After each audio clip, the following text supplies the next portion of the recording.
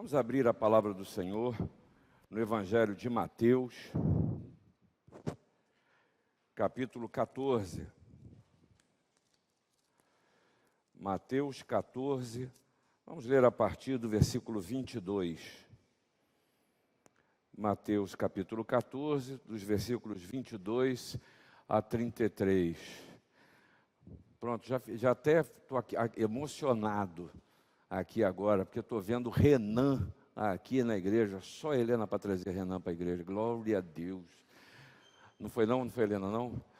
Meus irmãos, eu estou brincando porque Renan e Helena moram em Portugal, e eles tiveram a oportunidade de vir aqui para o Brasil e passaram um tempo aqui, só que eles não param de trabalhar. Então eles estão reclusos dentro de casa trabalhando. Renan, muita saudade, viu? Deus te abençoe, meu irmão. Vamos lá, a partir do versículo 22. Diz a palavra: logo a seguir compeliu Jesus os discípulos a embarcar e passar adiante dele para o outro lado, enquanto ele despedia as multidões. E despedidas as multidões, subiu ao monte a fim de orar sozinho. Em caindo a tarde, lá estava ele, só.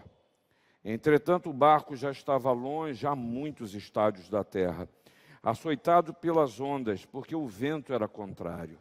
Na quarta vigília da noite, foi Jesus ter com eles andando por sobre o mar.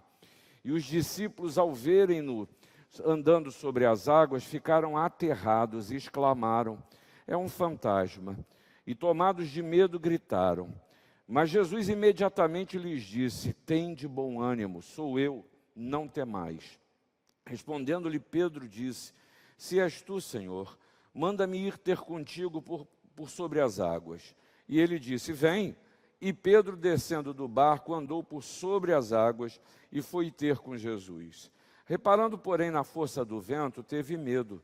E começando a submergir, gritou: salva-me, Senhor. E prontamente Jesus, estendendo a mão, tomou-lhe e lhe disse: homem de pequena fé, por que duvidaste? Subindo ambos para o barco, cessou o vento. E os que estavam no barco o adoraram, dizendo: verdadeiramente és filho de Deus. Irmãos, esse culto começou e o presbítero Eduardo, na sua fala, ao começar o culto, falou sobre milagre. Achei curioso que logo depois Maurício, ao dirigir o nosso momento de oração e de contrição, falou em milagre.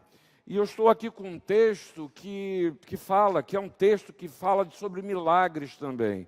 Mas eu confesso para você que tenho muita dificuldade para entender essa coisa do milagre de coisas maravilhosas acontecerem na minha própria vida, não sei você na sua.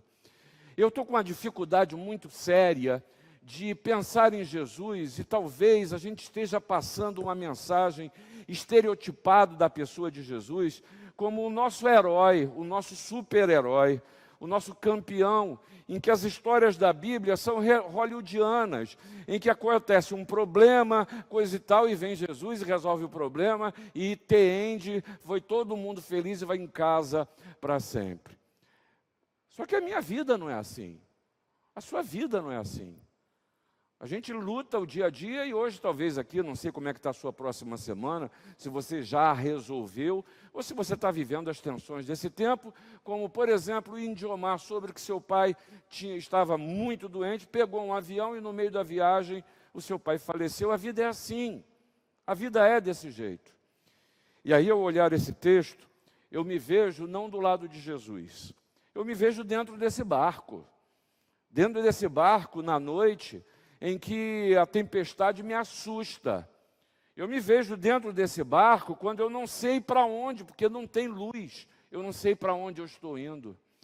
Eu me vejo dentro desse barco quando eu vejo a Jesus e falo: agora vai acontecer, e realmente acontece.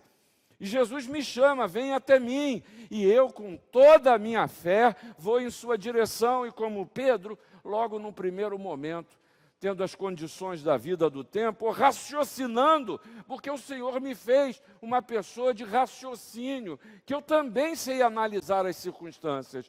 E eu chego à conclusão que esse negócio de andar sobre a água não vai dar certo. E eu, como Pedro, começo a submergir. Veja bem, como contar essa história para você aqui hoje? Primeira coisa que Jesus está querendo induzir e conduzir seus discípulos a entender o que é o reino dos céus. E é curioso que os textos que antecedem essa palavra são, na verdade, textos que mostram decepções no ministério de Jesus. Se você vai lá em Mateus 13, a partir do versículo 53, você vai ver que Jesus pregando em Nazaré, ele foi rejeitado pelos seus. Essa mensagem que tanto abençoa, em casa não deu certo. E no versículo 58 do capítulo 13, nos mostra exatamente a incredulidade que impede a ação de Deus. Depois disso, a gente vê aí a partir do capítulo 14, se você tiver com a Bíblia aberta, você vai ver a morte de João Batista. E essa violência que mostra que a vida não vale nada, a desvalorização da vida, ou seja, uma vida que se torna um joguete nas mãos. E Jesus ouve dessa morte e prefere abandonar o ambiente de violência.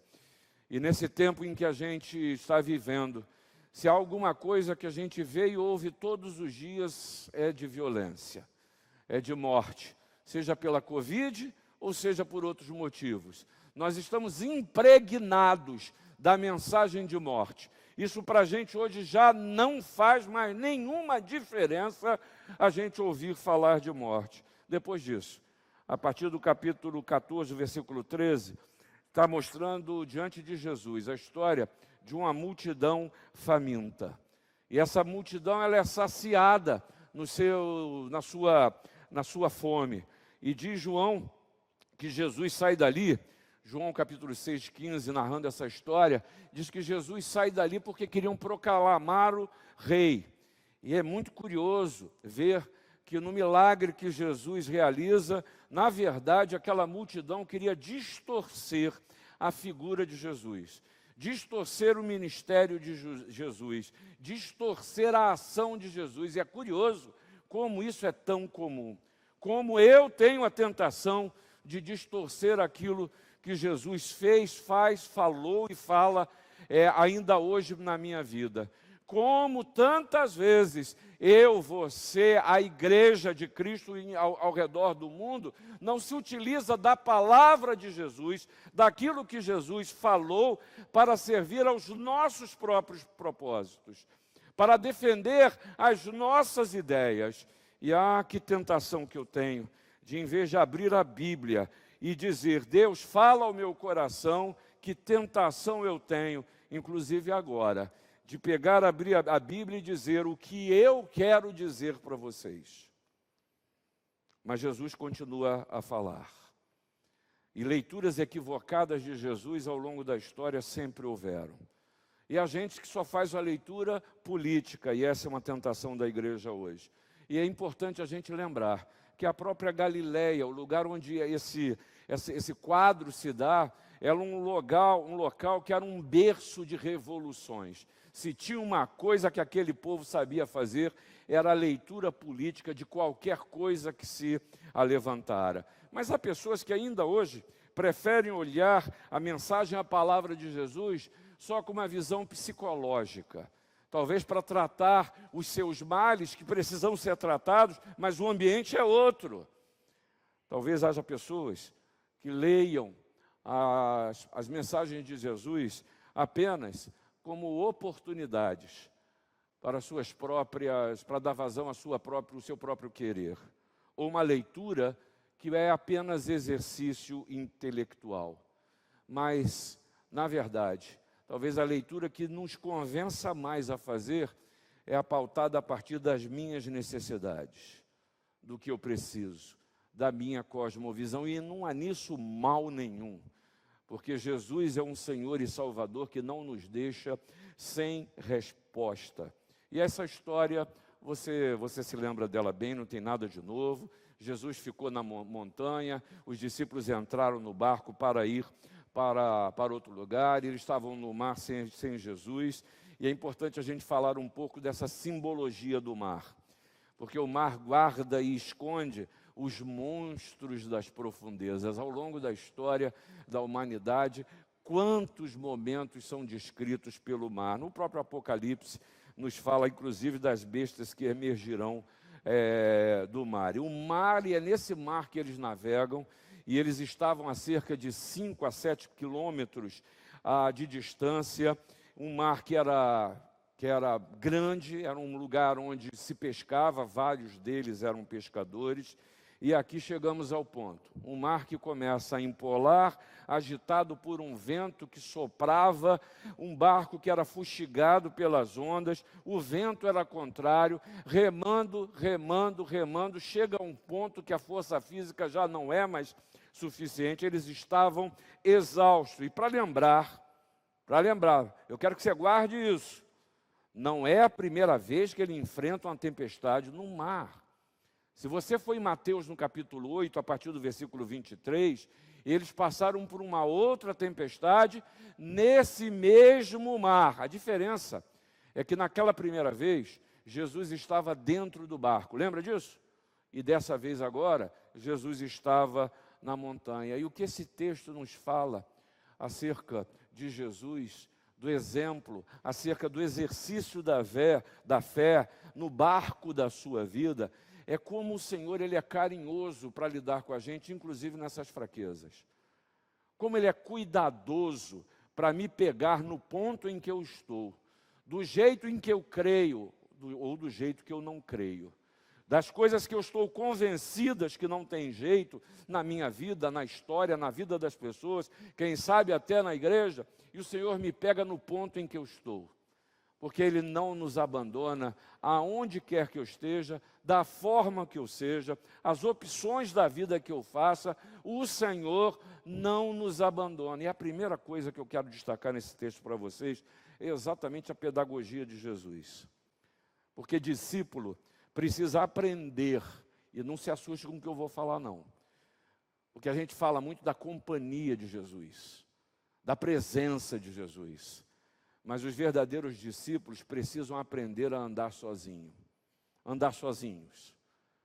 precisam aprender a discernir como é que Deus age, porque essa pedagogia de um Deus que domina, de um Deus que está vigiando você o tempo todo para te punir, essa teologia que diz que a gente é simplesmente um autômato na mão de um Deus irado, é até o nome de um livro, a gente precisa refletir sobre isso.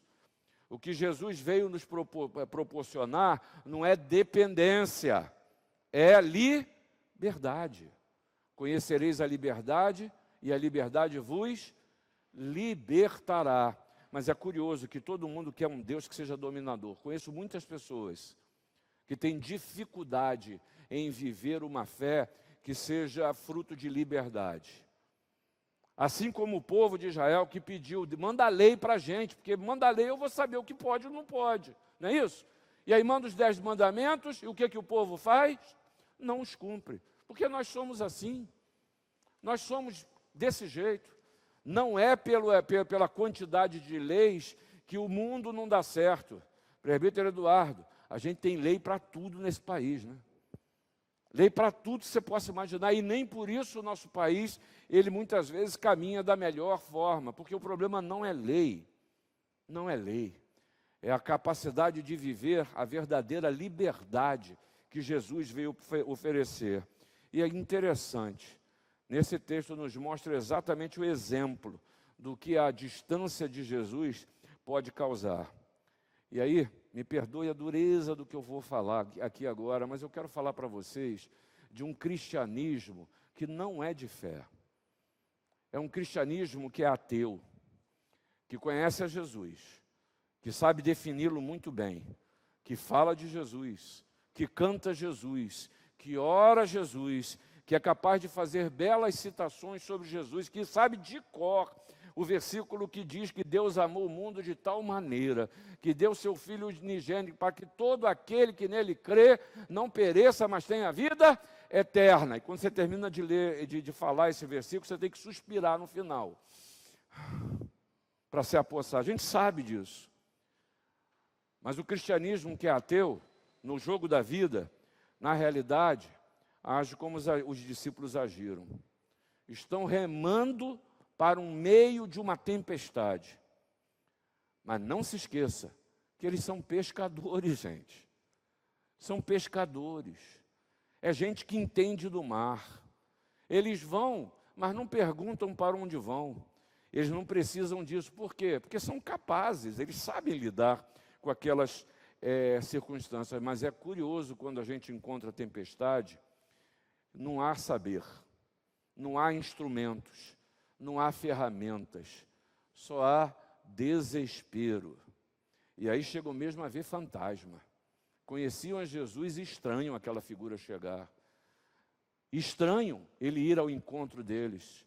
Viram milagres, mas quando na tempestade de vida, da vida, o milagre acontece, eles estranham. Ah, não quero julgar eles não, porque eu estaria dentro desse barco. Eu teria as mesmas atitudes desses homens. Porque todo o meu saber, todo o meu conhecer, tem pouca ou nenhuma importância diante das circunstâncias da vida que eu preciso enfrentar, se eu não acreditar que Deus continua no controle da história. Se eu não crer e viver a verdade de que Jesus, Ele é presente, sem mim nada podeis fazer. Ele é o Emanuel, é o Deus conosco. E aí, irmãos, nessas horas em que os fantasmas aparecem, até os fantasmas da alma, cadê minha afirmação de fé? Onde é que está a palavra de Deus? Cadê o Deus que eu cultuo domingo após domingo?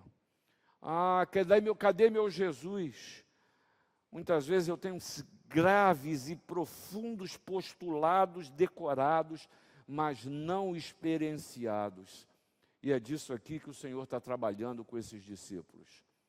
A experiência de um Jesus que é vivo, verdadeiro, e que ainda hoje estende as suas mãos em nossa direção. E aí é curioso que até essa figura dele está em cima do monte, e seus discípulos num barco distante, no meio do mar, nos precisa levar a refletir sobre a distância de Jesus na vida dos seus discípulos. Porque hoje a gente sofre a tentação de viver um cristianismo não só ateu, mas há pessoas que vivem um cristianismo sem Cristo. Um cristianismo cultural, de costumes, de ritos, de obrigações, de realizações e até de espetáculo. Mas nos esquecemos da sua obra e principalmente da cruz. Porque um cristianismo que não transforma é um cristianismo sem Cristo. Porque quando Jesus chega ao encontro de todos aqueles com os quais ele se encontrou, na vida de todos, e esse é o texto do Evangelho, ele produz modificações, mudança. E aí eu talvez precise parar para refletir sobre a relevância da minha fala em relação a Jesus, mas não é para os outros ouvirem, é para a minha própria vida. Talvez eu precise ser mais verdadeiro comigo mesmo e reconhecer que eu preciso viver a verdade do Evangelho, não é para que os outros vejam só, porque isso é testemunho, mas que seja verdade primeiramente para mim. E aí nesse sentido, se há uma coisa que a gente está vendo muito nesse tempo, são crentes que estão sentindo um profundo vazio interior. Crentes que estão esgotados pelo momento que a gente vive, é verdade, mas esgotados porque a vida está pesada demais. E a tentação é continuar a vivermos essa angústia da alma, falando do que sempre falamos, cantando o que sempre cantamos, e não nos vermos supridos no vazio interior que tem o tamanho de Jesus. Olha, Jesus está falando para discípulos, e aí no versículo 22, você está falando, mostrando quem foi compelido na direção dos discípulos. No versículo 26, quem foi que ficou aterrado com Jesus? No versículo 27, quem foi que duvidou? E essa narrativa que gira em torno de ausência, de presença de Jesus, precisa nos chamar a atenção, para que eu perceba quais são os sinais da presença de Jesus na minha vida. Mas eu preciso pensar também quais são os sinais da ausência de Jesus. O que na minha vida sinaliza que Jesus está ausente. E aí você pode arrumar teologicamente isso do jeito que você quiser arrumar. Você pode chegar e dizer para mim, mas diz a palavra do Senhor, que Ele é o mesmo ontem, hoje e o será para sempre. Ah, Jesus mesmo disse que eis que estou convosco todos os dias. Você pode falar o que você quiser falar, porque de Jesus eu conheço, eu sei. Mas o que eu estou falando é o que eu sinto no meu dia a dia. Se Ele está perto de mim ou se Ele está distante. Por quê? Porque isso depende da minha percepção. Porque os pães continuam a ser multiplicados. Os milagres de Deus continuam a acontecer. Mas as tempestades que eu e você precisamos enfrentar. E a que distância eu estou de Deus na minha vida? E veja só, Jesus se identifica diante dos seus discípulos, Ele vai em direção, e você leu aí, Ele vai andando sobre aquele mar. E eu quero te falar uma coisa, hein? Tem gente que pode chegar e dizer assim, andando sobre as águas, pelo amor de Deus, isso não, a física, isso não dá para acontecer. Aí tem gente que diz o seguinte, não, é porque não era fundo, é porque estava no rasinho. Pense do jeito que você quiser pensar. Se for no rasinho, por que aqueles homens estão assustados se está no raso? Não tem jeito, o fato é que aqueles homens se sentiram absolutamente aterrorizados pela condição da vida que eles estavam vivendo. E aqui, nessa ida de Jesus em direção a eles, Jesus se identifica como o eu sou. E essa é uma expressão que a gente precisa entender com clareza. Porque o eu sou é a figura de Deus, do Deus Todo-Poderoso. Jesus chega e diz para seus discípulos, o próprio Deus revelado em mim está aqui diante de vocês. Eu sou o pão da vida, eu sou a luz do mundo, eu sou a porta das ovelhas, eu sou o bom pastor, eu sou a ressurreição e a vida, eu sou a videira verdadeira, eu sou o caminho, a verdade e a vida. É desse Jesus de quem nós estamos falando. É curioso que um teólogo chamado Mazzarolo, sobre esse texto, ele diz o seguinte, que os discípulos eles não tinham entendido os sinais dos pães e dos peixes.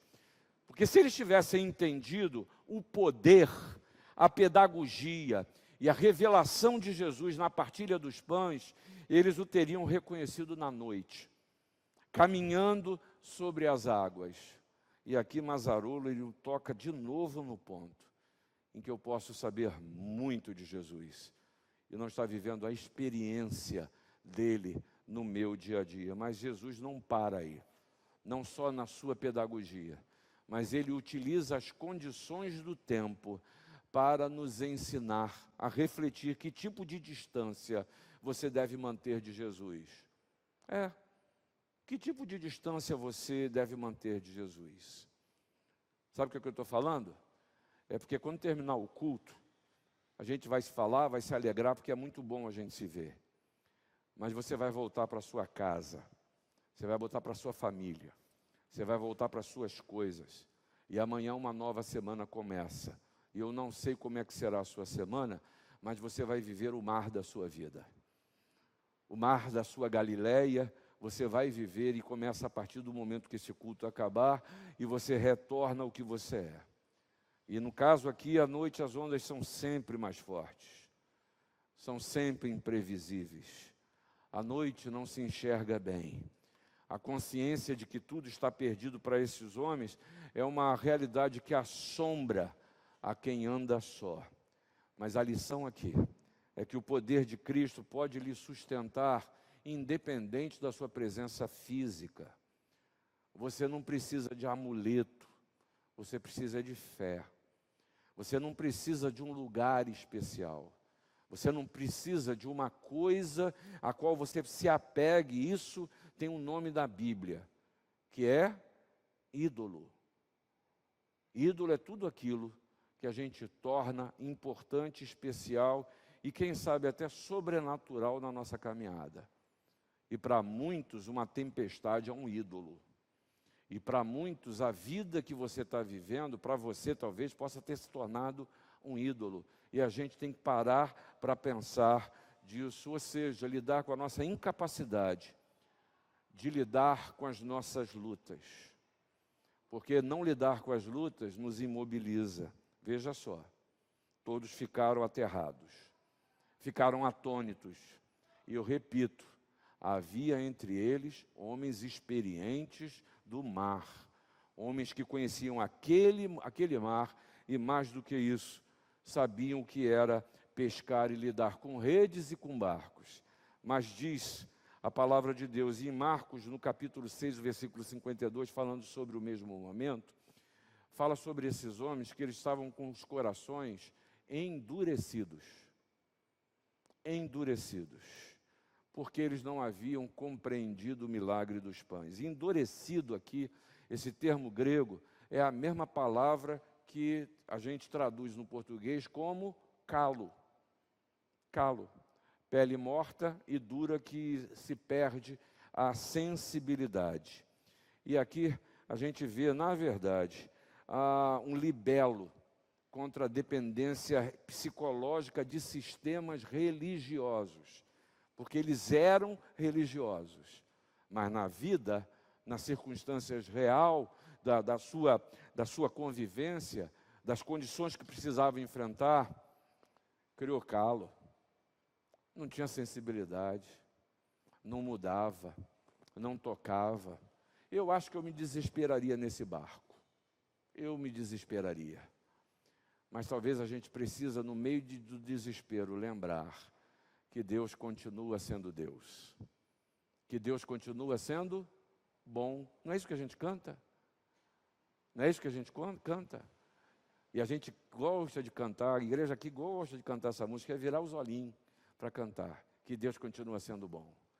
Essa é a minha experiência, essa é a sua experiência, porque muitas vezes a gente se acostuma com as coisas da fé, mas não vive a verdadeira realidade de que Deus é presente na sua vida. Papa Francisco disse certa vez uma coisa muito interessante. Você pode ter sido criado na igreja, pode ter sido batizado na igreja, pode ter servido na igreja, pode ser até que tenha casado na igreja, morrido na igreja, e ainda assim acordar no inferno, caso você esteja meramente na igreja e não em Cristo. Dura palavra, hein? Dura palavra. Ah, irmãos, uma fé acostumada precisa ser trabalhada, precisa ser lidada. E aqui a gente precisa aprender exatamente a discernir a ação de Deus independente do tempo. Aí você quer aprender um pouco como é que é a ação de Deus em seu favor? Essa história nos ajuda nisso. Veja o versículo 25. Veja o versículo 25. Primeira coisa, Jesus viu que eles estavam em dificuldades. E o que Jesus fez? Foi até eles. Você consegue compreender que é assim que Deus faz em seu favor? Você consegue entender isso? Que nas suas dificuldades, o Senhor Jesus está vendo e Ele vai ao seu encontro? Segunda coisa, vai para o versículo 32. Jesus viu, foi ao encontro e o que Ele fez? Subiu no barco em que eles estavam. E o vento cessou. E o vento cessou.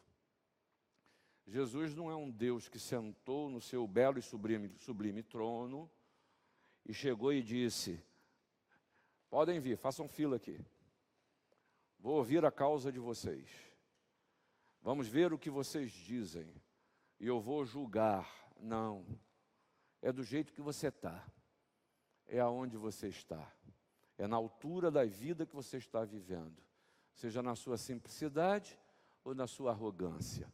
Seja nas suas incertezas ou nas suas convicções, ainda que sejam absolutamente contrárias a Deus. Ele vai ao seu encontro. Mas Ele sobe no seu barco, Ele veste a sua roupa. Ele vai à sua casa. E sabe o que acontece? O vento cessa. Ele acaba. Mas não para por aí. Jesus, com isso, Ele está trazendo mensagens para nós. Jesus está dizendo: eu sei do que vocês precisam. Eu estou com vocês. Eu estou vendo vocês. Eu quero viver as mesmas situações que vocês vivem. Eu quero essa expressão que o vento cessou, é a síntese da ação de Deus na vida daqueles que o percebem. O vento para, mas não para aí. O Senhor continua a nos ensinar, não só na sua pedagogia, não só na sua presença, mas nos traz a lembrança que a identidade da comunidade com a sua missão tem a ver com o reconhecimento de Jesus. Porque eu posso falar de Jesus, eu posso aprender sobre a história de Jesus, e na minha vida, ainda assim, não reconhecer como Jesus age. Quero dizer para vocês que Jesus é uma pessoa. Para pensar em alguém que você ama demais. Agora, para pensar numa pessoa que você odeia demais. Seja um ou seja outro, são pessoas que você tem clareza de quem são, de como são. Eu tenho muita dificuldade, eu vou te fazer uma proposta que é impossível. Por exemplo, imagine um rosto que você nunca viu. Isso não é possível. Isso não é possível. Mas a pessoa de Jesus, para ser reconhecida, precisa ser primeiro conhecida. E aqui nesse momento a figura de Pedro emerge na história. Diante da compaixão de Jesus, Pedro, um pescador, conhecia o mar. Pedro olha para o mar, vai ao seu encontro. Pedro ia bem até prestar atenção na força do vento. Pedro estava indo bem, não estava, gente? Bacana. Ah, me chama para ir ao teu encontro. Sai do barco e vem aqui. Ele levanta, sai do barco e vai ao encontro de Jesus. Está indo tudo muito bem. Um homem de fé, que maravilha. Podia até ser uma história para ele contar para outras vezes, mas aí ele parou de prestar atenção em Jesus e trouxe a sua lembrança que o desestabilizou, que o vento estava acontecendo, que o vento estava se dando. E às vezes a gente lida assim. E a minha expectativa é que você, ao ler esse texto que lemos, você seja edificado na sua vida e saia daqui dizendo: eu quero a proximidade de Jesus, eu quero que o vento cesse na minha vida, mas que você vença a tentação de, ao olhar para Jesus, de repente distrair a sua atenção com as condições do tempo. E a fé de Pedro aqui é demonstrada como uma fé que era pequena, como a minha, porque ele não perseverou. E isso acontece com a gente mesmo. A gente aprende ou experimenta a pessoa de Jesus, o milagre, por pouco tempo. Porque muitas vezes a gente crê, mas não ora. Ou quem sabe, diante do primeiro contratempo, a gente desiste. Ou porque é muito difícil a gente viver uma vida que seja coerente com a nossa fé. Paulo destacou isso tão bem, né? O bem que quero não faço, mas o mal que não quero está sempre diante de mim. É difícil. É difícil a gente desvincular a força das lutas da mão do Salvador. É difícil a gente manter essa vinculação, mas é possível. O pastor já falecido, o reverendo Moisés Ribeiro, diz que este é um grande mistério da alma. Diante das maiores lutas, a gente duvida e a gente descrê do poder de Deus. E eu estou falando para a gente de fé. Mas é verdade ou não é? Diante das maiores lutas, a primeira coisa que vem ao meu e ao seu coração é descrença, ou o que é pior. Descrentes, tomamos em nossas mãos o direito e a capacidade de decidir, de fazer, de caminhar. E aí, sofremos as consequências da nossa incredulidade. Mas Jesus continua a vir ao encontro. Porque Ele percebe qual é o quadro da minha vida. Mas Jesus entra no barco. E apesar disso tudo, Ele acaba com o vento. O vento se esvai. E o pavor repentino, que turva a interpretação da realidade, vai embora. Porque Ele é presente. E a presença de Jesus, muda as circunstâncias.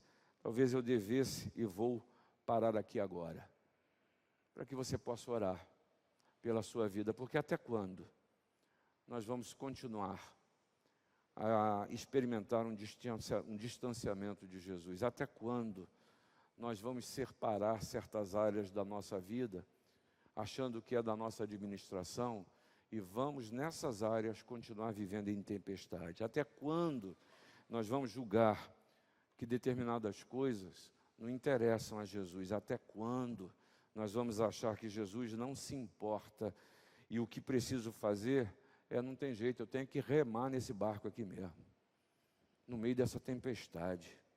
E esse remar continua a me conduzir para o meio, para o centro da tempestade, e não para um porto seguro. Até que ponto, até quando eu vou continuar sem perceber que Jesus, o operador de milagres, o Jesus que supre a fome de quem precisa de pão e de peixe, o Jesus que cura, o Jesus que transforma, o Jesus que acolhe e que ainda hoje continua a me convidar para estar perto dele, se oferece uma vez mais e vem ao teu encontro e a meu encontro. Até quando nós vamos viver essa vida que é uma vida de altos e baixos? Sofremos a vida, agradecemos pelas vitórias, nos desestabilizamos pelo que está em frente e vivemos nessas gangorras emocionais que, na verdade, são gangorras espirituais. Abaixe a sua cabeça.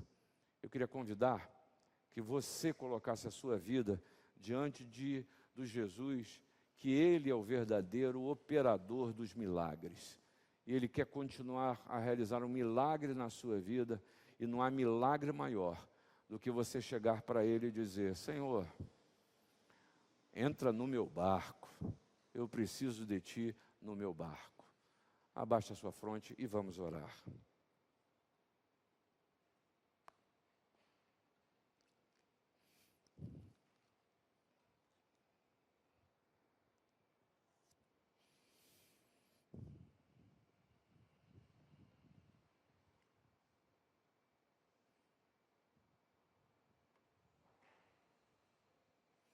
Ah, Jesus, como ouvir de Ti, ler sobre o Senhor, nos aquece a alma.